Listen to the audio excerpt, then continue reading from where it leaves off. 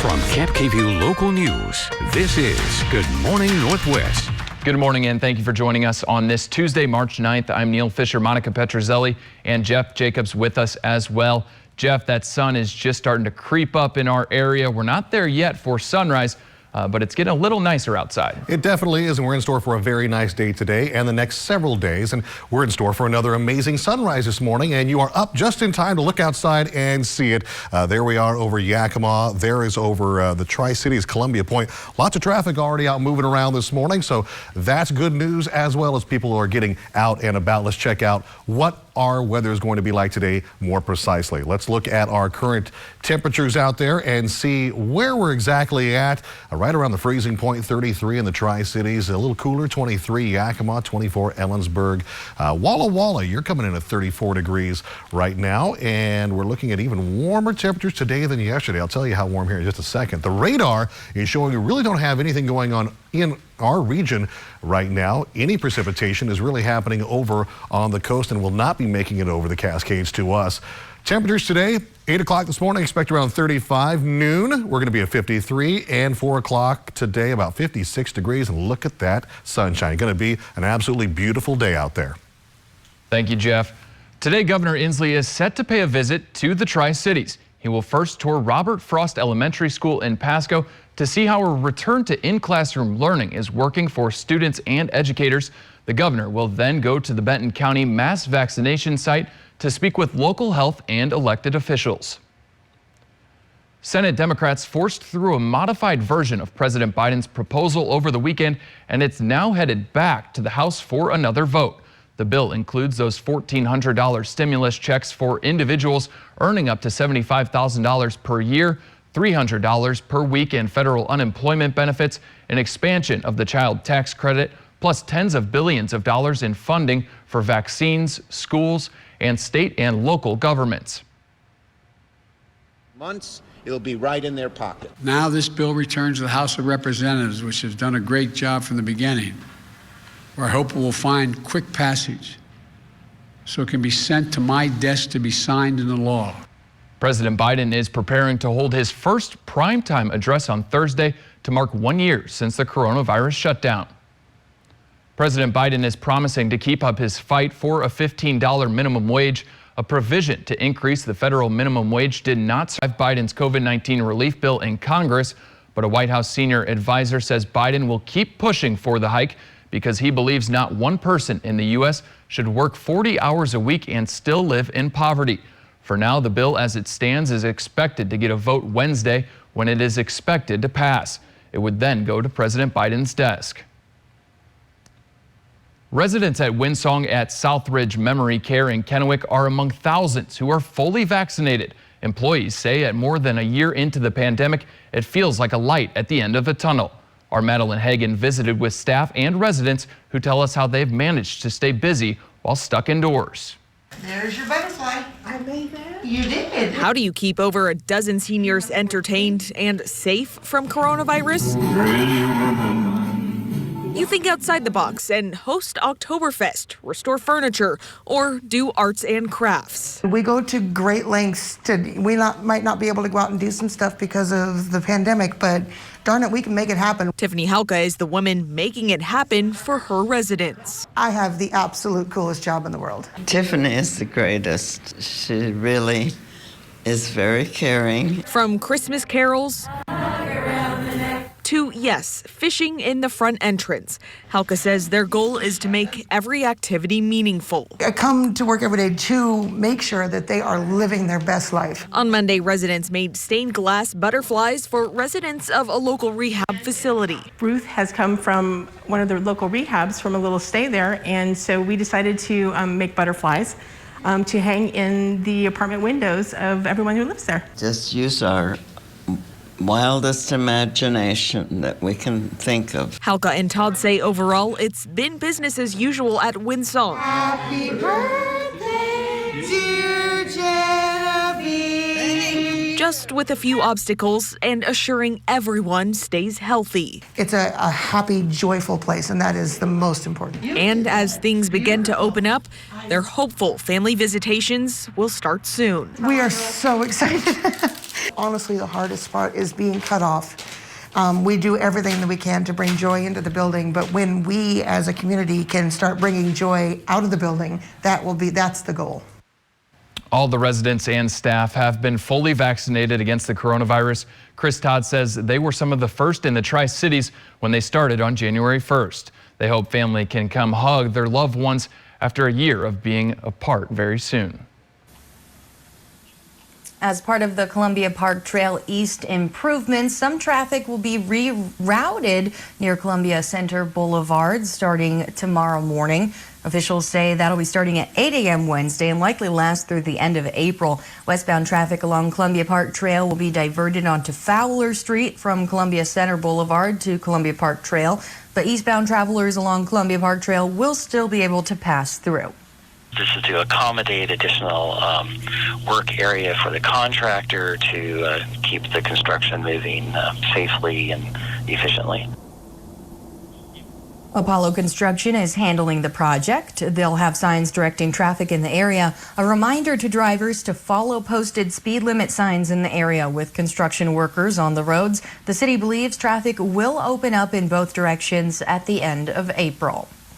Each year, the Walla Walla Chamber of Commerce recognizes hometown heroes, outstanding people in the fields of education, law enforcement, and firefighting. This year, the awards went virtual with 3 videos dedicated to those who go above and beyond to serve their community. For the law enforcement category, the Chamber honored Trooper Tanner Dennison for his hard work and acts of service. One thing that stood out to us is how young this officer was, Tanner Dennison, that he had been with the state police only for a couple of years, but had made a big impression. Congratulations to Trooper Dennison. The winner of the firefighting category will be announced today. For a link to all the hometown hero videos, you can visit our website at yaktrinews.com. With spring right around the corner, many golfers are getting back on the course, but restrictions and safety protocols are still similar to what they were like this time last year. If you don't want to share a cart with somebody, we certainly have that option. The flag sticks, they remain in the hole. We have barriers on the bottom so that the ball doesn't sink, and it's easy to remove the ball after you hole out. Players and pros say there's plenty of space to spread out on the fairway. They're hoping that this year we'll see the return of big events. The one thing a lot of us did lose last year were company tournaments and outings. We couldn't have had shotgun starts last year. I think that's a large component of what we want to see change going forward, is to be able to have larger groups. In phase 2, you can have up to 15 people from 2 different households at an outdoor gathering, but tournaments aren't allowed yet. The entire state has been in phase 2 for almost a month, but so far Governor Inslee hasn't given a preview of what phase 3 will include or when we might get there. At 6:05, let's take a quick break here on Good Morning Northwest. Before we do, Jeff, how's it look outside? You know, it's going to be a beautiful day out there. We're only a few minutes away from the official sunrise time. We'll have a few high clouds, but mostly sunny skies all day long. Plus, the Washington House just approved a measure to limit evictions. We'll tell you what this means for landlords and tenants next. Welcome back to Good Morning Northwest. First Lady Jill Biden traveled to Washington State to tour military bases and visit service family members yesterday. She was greeted at Joint Base Lewis McChord Airfield by Governor Inslee and his wife Trudy. In Washington, the First Lady plans to tour JBLM. Today, she'll go to Naval Air Station Whidbey Island. On Wednesday, Biden will visit the Marine Corps Air Ground Combat Center in 29 Palms, California. The visits are part of Biden's push to hear about the challenges military families face and the support they need. The Washington House has approved a measure that would require landlords to provide a valid reason for ending certain leases with tenants. The bill advanced out of the Democratic-led chamber Sunday on a mostly party line 54-44 vote and now heads to the Senate for consideration. Under current law, landlords are allowed to end month-to-month leases with 20 days notice without providing a reason. Under the proposal, landlords who remove tenants in violation of the rules may be subject to a penalty of up to 3 months' rent. Coming up next on Good Morning Northwest, stunning claims about the royal family by Prince Harry and Meghan Markle. Details when we return. Welcome back to Good Morning Northwest. A dozen Republican state attorney generals have filed a lawsuit over President Biden's executive order on climate change. The suit challenges Biden's authority over, quote, massive expansion of federal regulations through executive order. The goal of Biden's order is to reduce climate pollution. Among other things, it provides for the publishing of the, quote, social costs of greenhouse gases. The lawsuit argues that the administration cited no statutory authorization to create the interagency group that will assess that cost. The lawsuit essentially claims that this sort of power should be exercised through legislative action by Congress. The investigation into former President Trump's finances is expanding. The Manhattan District Attorney's Office is now looking into Fortress Investment Management, the group that loaned the Trump Organization millions of dollars for its Chicago skyscraper. Investigators want to know how Trump and his company treated the Chicago loan. Prosecutors are looking at whether Trump's company misled lenders or insurance brokers about valuations for certain properties. The Manhattan District Attorney's Office is also looking into whether Trump and the Trump Organization recorded the loan forgiveness as income and paid the appropriate taxes as required by the Internal Revenue Service. Vanessa Bryant won her court case against the LA County Sheriff's Department Monday. She will be able to get the names of the deputies who allegedly shared graphic photos of the helicopter crash that killed her husband, Kobe Bryant.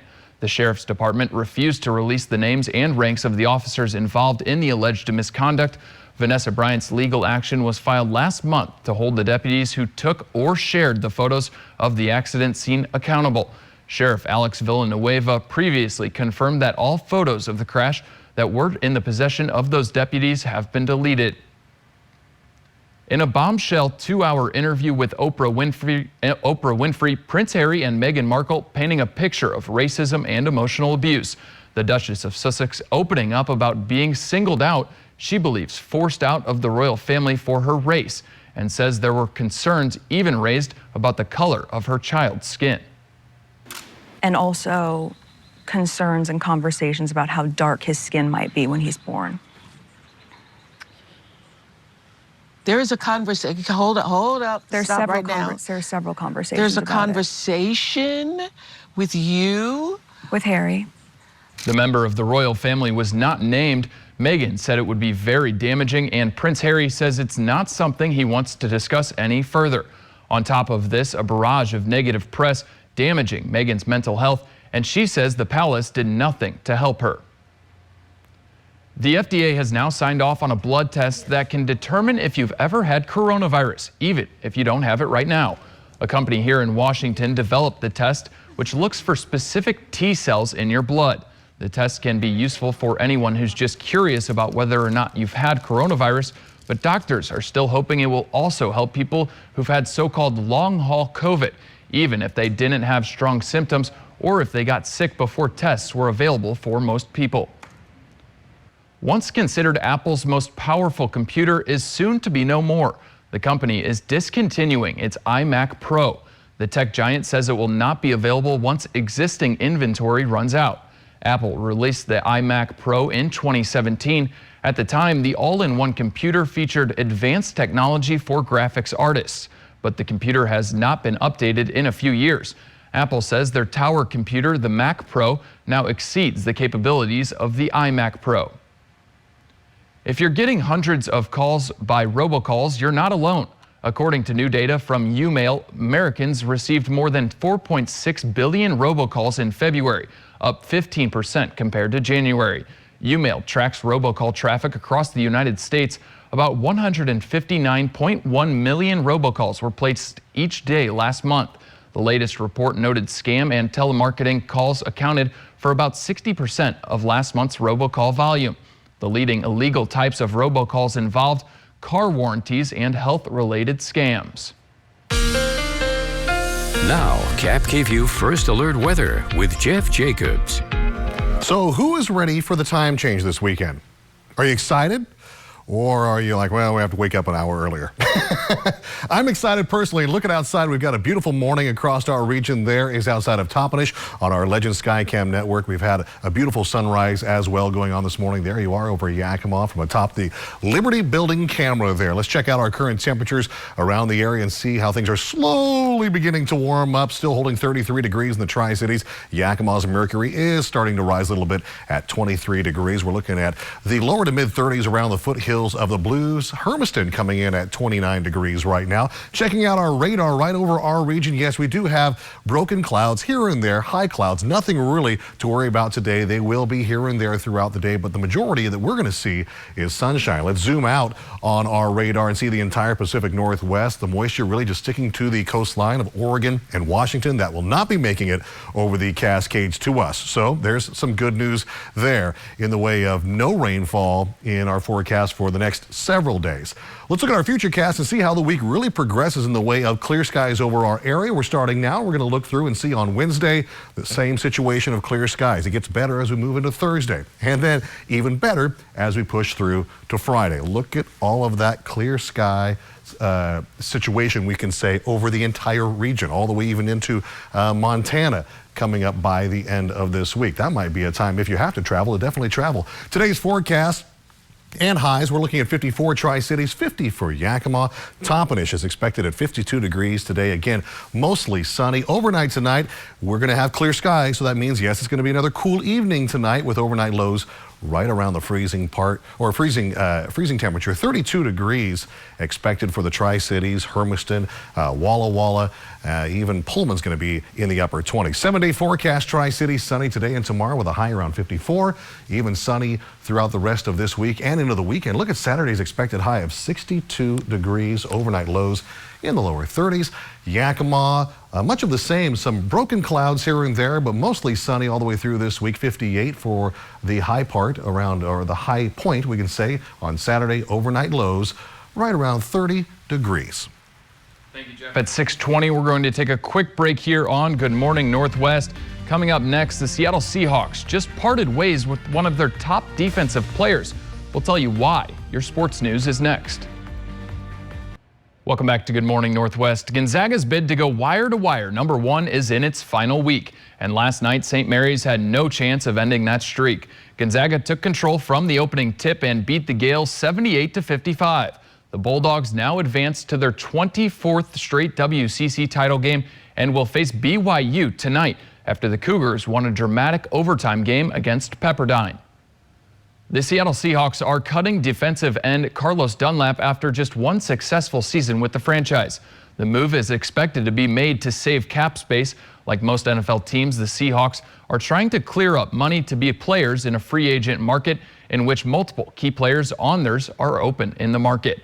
In 8 games with the Hawks, Dunlap was a dominant force on the edge with 14 quarterback hits, 6 tackles for loss, 6 sacks, and 2 pass deflections. And for the first time since the start of the pandemic, Cubs fans will be able to take in a game at their beloved Wrigley Field. Chicago's mayor announced that the historic Wrigley Field will reopen on April 1st. They're only being allowed 1/5 as many fans as usual, and everyone will have to wear their masks with 6 feet distance between groups. But that means 8,000 Chicagoans will be able to attend the Cubbies' first game. Both the Cubs and their crosstown rival, the White Sox, had to play in empty stadiums last season due to the pandemic. Now to get you out the door this morning, Jeff Jacobs is here with our reason to smile. Jeff, what do we got today? You know, we got a really cool picture that was submitted by Steve Westmeyer here. Let's take a look at it and see this beautiful sunrise over the Blue Bridge. Wow, that is amazing. Yeah, we've had some amazing sunrises lately, especially this time of year and all the way through summer. But a lot of folks don't know this is the Pioneer Memorial Bridge. The Pioneer Memorial Bridge. All of the locals, all of us know it's the Blue Bridge until they paint it. When they paint it like every 10, 15 years, then it's the Purple Bridge for about a year and a half. Well, you learn something new every day. Wake up with us and you'll learn something new every day. Thank you for that fantastic picture.